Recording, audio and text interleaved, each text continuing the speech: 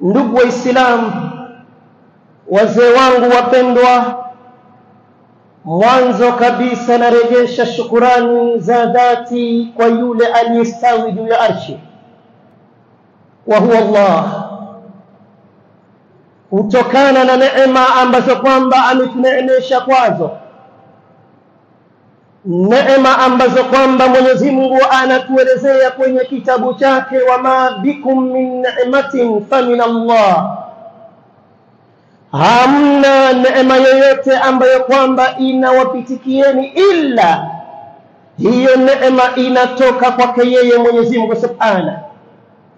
Kwa ajili hiyo tunasema Allahumma lakal hamdu kullu wa lakal shukru kullu wa lakal hamdu bikulli ni'matin allati an'amta biha alayna.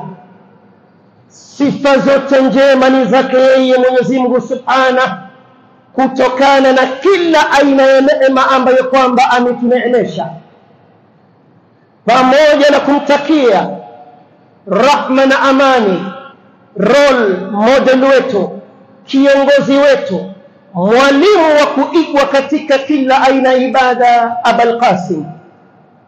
Ndugu Waislamu, kwa Ijumaa ya leo, kwa muda mchache ulioko mbele yetu, nitawaombeni kwa heshima na taadhima, fa'iruni alquluba wal asma.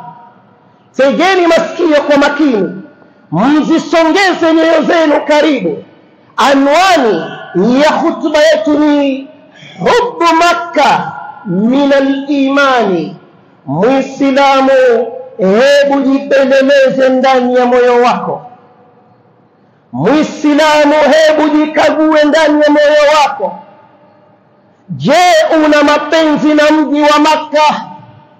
Ama kwa hakika Muislamu kupenda mji wa Makkah ni dalili ya kuwa ako na imani. Mazungumzo yetu kwa muda mchache tutazungumzia ardhi kama hii, sehemu kama hii, sehemu aliyochagua Mwenyezi Mungu Tabaraka wa Taala, mji wa Makkah.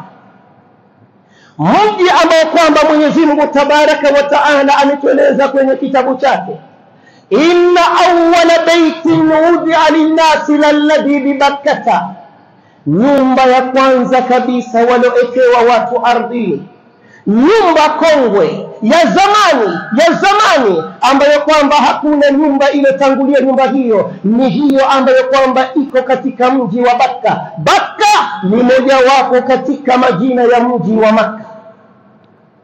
Sahaba wa Mtume sallallahu alayhi wasallama kwa jina la Abu Dharr ameketi kitako na Mtume sallallahu alayhi wasallama, akaanza kumuuliza Mtume maswali ambayo kwamba hakuna mwenye jawabu ya maswali kama hayo kama si nabii wa Mwenyezi Mungu. Akamuuliza, ya Rasulullah, ewe mjumbe wa Mwenyezi Mungu, ayu masjidin wudi'a fil ardi awwal, msikiti upi ndio wa kwanza watu waliokewa ardhini? Faqala, Mtume akasema kumjibu sahaba wake Abu Dharr, akamweleza al-Masjidul Haram, msikiti wa kwanza uliopatikana ardhini ni msikiti wa Makkah, al-Masjidul Haram. Qala qultu, anasema Abu Dharr, nikaongeza swali la pili kumuuliza Mtume sallallahu alayhi wasallama, thumma ayyu, baada ya kupatikana msikiti huo wa Makkah, msikiti upi ulifuatia ukawa ni msikiti wa pili? Mtume akasema al-Masjidul Aqsa, ni msikiti wa Palestina, ni msikiti wa Baitul Maqdis. Mwenyezi Mungu aurejeshe katika mikono ya Waislamu. Abu Dharr akamuuliza tena Mtume sallallahu alayhi wasallama, wa kam kana bainahuma, hii misikiti miwili ya Rasulullah ilipishana kwa muda gani? Uwepo wa msikiti wa kwanza na uwepo wa msikiti wa pili ilipishana kwa muda gani? Mtume akasema 40 sana, ilichukua miaka 40. Muttafaqun alayhi ayuha al-ahbab. Ndugu Waislamu, Makkah laysat ka ayi madinatin ala wajhi al-ardi. Mji wa Makkah usijaribu kabisa kulinganisha na mji wowote katika miji iliyoko duniani. Ni mji aliochagua Mwenyezi Mungu Subhanahu, kama alivyochagua Mwenyezi Mungu Firdaus katika pepo, na kama alivyochagua Mwenyezi Mungu malaika Jibril kwa jumla ya malaika wote, na kama alivyochagua maji ya Zamzam katika maji yote yanayopatikana duniani, na kama alivyochagua siku ya Ijumaa katika masiku 7 ya wiki, na kama alivyochagua usiku wa Lailatul Qadri katika usiku wa mwaka mzima, hakadha ndivyo alivyochagua mji mtukufu wa Makkah. Fiha wulida an-nabiy sallallahu alayhi wasallam, wa fiha nazala Jibril bilwahyi, wa fiha usriya birasulillah sallallahu alayhi wasallam. Katika huo mji wa Makkah ndio mji aliozaliwa ndani yake kiumbe bora, ndio mji aliozaliwa ndani yake mtume wetu Muhammad ibn Abdullah sallallahu alayhi wasallam. Na huo mji wa Makkah ndio mji ambao kwamba alianza kuteremka ndani yake Jibril alayhi salam. Uhusiano baina ya mtume na Jibril ndio unaanza. Jibril anapasua mbingu, anashuka, ndio mwanzo kabisa anashuka kwa mtume. Mtume alikuwa katika mji wa Makkah, katika pango la Hira, anashuka na aya Iqra bismi rabbikal ladhi khalaqa. Alikuwa mtume wetu sallallahu alayhi wasallam katika mji wa Makkah, na ni mji ambao kwamba sura nyingi za Qur'ani zilishuka Makkah. Kwenye Qur'ani kuna aya za Makkah, kuna aya za Madina, kuna sura za Makkah, kuna sura za Madina. Sura nyingi katika kitabu cha Allah, sura nyingi katika Qur'an ni sura ambazo kwamba zilishuka katika mji huu, mji wa Makkah. Wa fiha usriya bi rasulillah sallallahu alayhi wasallam. Na katika huo mji wa Makkah ndio mji ambao kwamba safari rasmi, safari ya kipekee, safari ya muujiza, safari ambayo kwamba haijawahi kutokea hapo na haitowahi kutokea hapo, safari ya al-Isra wal Mi'raj. Mtume alitolewa katika mji wa Makkah pale kwenye al-Kaaba, akasafirishwa mpaka Baitul Maqdis, akasafiri mpaka mbele ya Allah.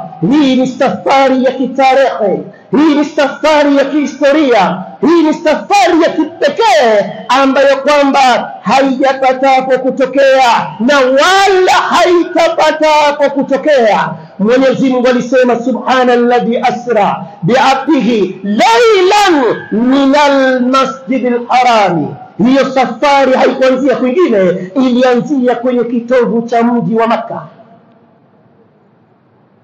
Ahibati fillah, ahabbaha an-nabiy sallallahu alayhi wasallam hubban shadida.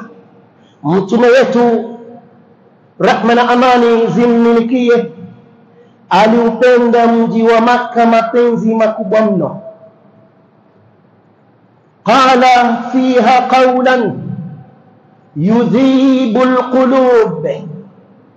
Alifikiria mtume wa Mwenyezi Mungu kutokwa na maneno, kusema maneno ambayo kwamba hayo maneno yana lainisha nyoyo wakati anatafutwa kwa udi na ugumba, wakati yuko wanted na Makuraish wamegonga meza, ajenda kuu ni nani atamleta Muhammad awe hai ama maiti.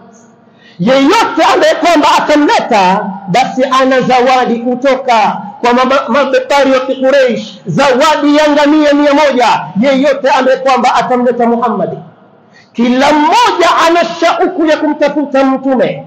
Mtume anabura katika mji wa Makkah, anaelekea katika mji wa Madina.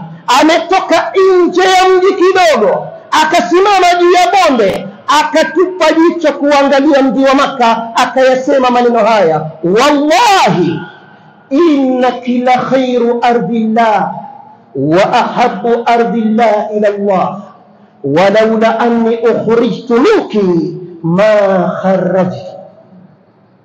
Wallahi, naapa kwa jina la Mwenyezi Mungu, innaki la khairu ardillah, wewe mji wa Makka, wewe ndiye mji bora mbele ya Allah, wa ahabu ardillah ila Allah, na wewe ndiye ardhi ambayo kwamba anakupenda Mwenyezi Mungu subhana.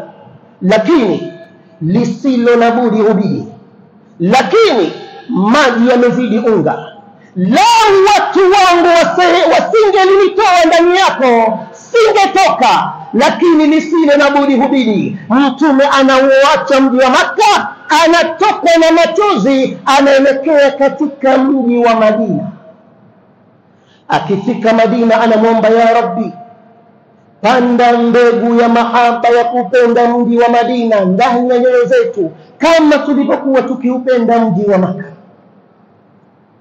Ndugu Waislamu, huu mji wa Makka, isitoshe Mwenyezi Mungu kwenye kitabu chake ameuapia huu mji, na Mwenyezi Mungu kuwapa kwenye jambo inaonyesha uzito na utukufu wa jambo kama hilo, kama alivyoapa na walfajiri wa layalin ashr, na apa kwa alfajiri na apa kwa masiku 10 ya Dhulhijja. Vile vile Mwenyezi Mungu aliapa kwa huu mji wa Makka. Aliapa kwa kusema watini wazaituni waturi sinina wa hadha albaladi alamin. Mwenyezi Mungu subhana aliapa kwa tini na zaituni, na akaapa kwa mlima wa Sinai, na akaapa kwa mji ambao kwamba una amani. Na naam, mji wa Makka ni mji wa amani. Yeyote ambaye kwamba anaingia katika mji wa Makka ameingia katika eneo la amani, si ya kawaida. Ni amani ambayo kwamba Mwenyezi Mungu ameiweka katika mji kama huo. Wa amanahum min khawfin, ni mji ambao kwamba Mwenyezi Mungu aliwaaminisha baada ya kuwa walikuwa na hofu si ya kawaida. Ni mji ambao kwamba haiwezekani vurugu yoyote ikatokea katika mji kama huo. Alikuja mfalme kutoka sehemu za Sanaa, nchi ya Yaman, amekusudia kuja kuivunja Al-Kaaba. Mwenyezi Mungu alituma jeshi lake, wama ya'lamu junuda rabbika illa huwa, na hakuna anayejua jeshi la Mola wako ila ni yeye. Mwenyezi Mungu alituma ndege ambao kwamba wamebeba vijiwe vya motoni. Kila ndege ana vijiwe vitatu, moja mdomoni, majiwe mawili miguuni. Hawa ndege walikuja wakaangamiza jeshi kama lile. Mwenyezi Mungu akielezea, alam tara kayfa fa'ala rabbuka bi ashabil fil alam yaj'al kaydahum fi tadlil wa arsala alayhim tayran ababil tarmihim bihijaratin min sijil faj'alahum ka'asfin ma'kul. Mwenyezi Mungu alituma jeshi lake, na katika alama kubwa kubwa za kiyama kuna huyu kiumbe atakuja, anajulikana kama Al-Masihu Dajjal, ambaye kwamba kwenye swala kila tunaposwali tunajilinda na Mwenyezi Mungu na shari tatu.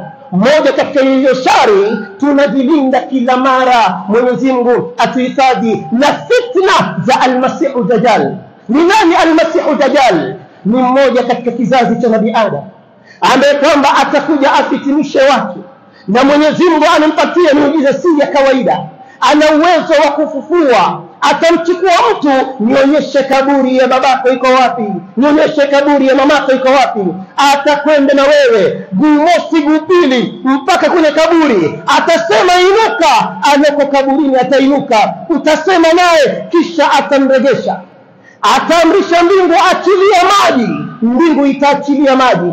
Ardhi toa vyakula, ardhi itatoa vyakula. Mtume anasema akija Dajjal, hata kama una imani usimkimbilie, kimbie we mbali naye. Hujui ukikutana naye atakufitinisha kiasi gani. Huyu Al-Masihu Dajjal, habari hizo ziligonga vichwa vya masahaba. Wakamuuliza Mtume sallallahu alaihi wasallam, wa kam labithuhu fil ardi, ataketi ardhini kwa muda gani kiumbe kama huyu ya Rasulullah? Mtume akasema 40 yawma, ataketi muda wa siku 40. Lakini hizi siku 3 zake za mwanzo si za kawaida.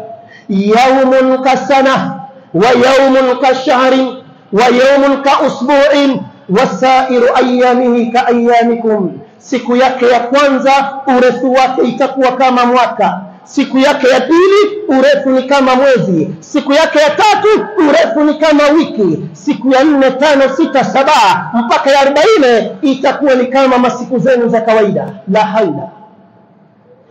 Atakayemuua Dajjal ni Nabiullahi Isa. Jihadi itasimama ardhini si ya kawaida.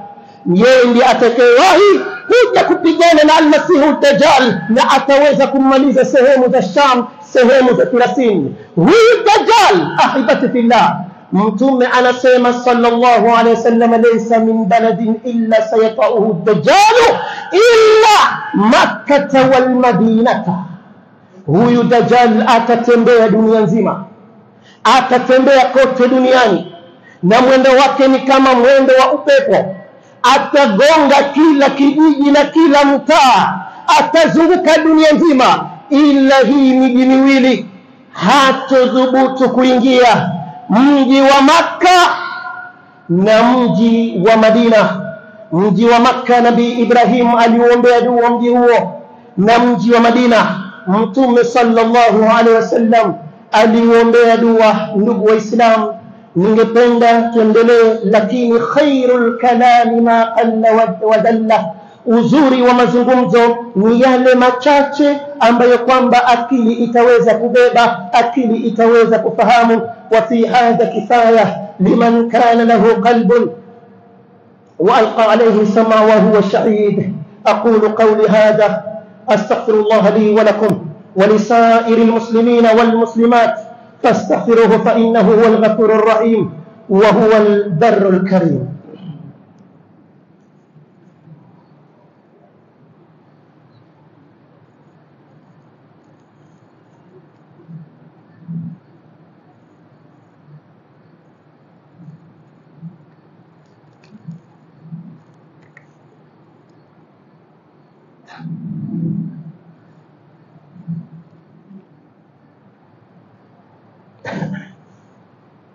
الحمد لله رب العالمين،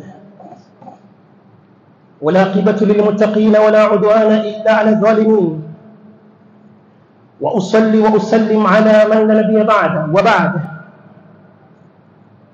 أحبتي في الله، أوصيكم ونفسي أولا بتقوى الله، لا خير لمن كان لله عاصيا. وقد فاز المتقون كما قال عز وجل: إن للمتقين مفازا. وأكثروا الصلاة والسلام على نبيكم كما قال تعالى مخبرا وآمرا: إن الله وملائكته يصلون على النبي يا أيها الذين آمنوا صلوا عليه وسلموا تسليما. اللهم صل على محمد وعلى آل محمد كما صليت على إبراهيم وعلى آل إبراهيم إنك حميد مجيد. وبارك على محمد وعلى آل محمد كما باركت على إبراهيم وعلى آل إبراهيم إنك حميد مجيد. اللهم اغفر جميع المؤمنين والمؤمنات والمسلمين والمسلمات الأحياء منهم والأموات. اللهم آت أنفسنا تقواها وزكها أنت خير من زكاها، أنت وليها ومولاها. اللهم وفقنا مما تحبه وترضاه. اللهم اهدنا واهد بنا، اللهم اهدنا واهد بنا، اللهم اهدنا واجعلنا سببا لمن اهتدى. اللهم طهر قلوبنا من النفاق وأعمالنا من الرياء وأعمالنا من الرياء. اللهم ارزقنا قبل الموت توبة، وعند الموت الشهادة، وبعد الموت جنة ورضوانة، برحمتك يا أرحم الراحمين، برحمتك يا أرحم الراحمين، برحمتك يا أرحم الراحمين. عباد الله، هذا ما كان من توفيق فمن الله وحده، وما كان من خطأ أو سهو أو زلل أو نسيان فمني ومن الشيطان. الله ورسوله منه بريئان، وأعوذ بالله أن أذكركم به وأنسى، وأعوذ به أن أكون جسرا تعبرون عليه إلى الجنة ويلقى به في جهنم وأقم الصلاة.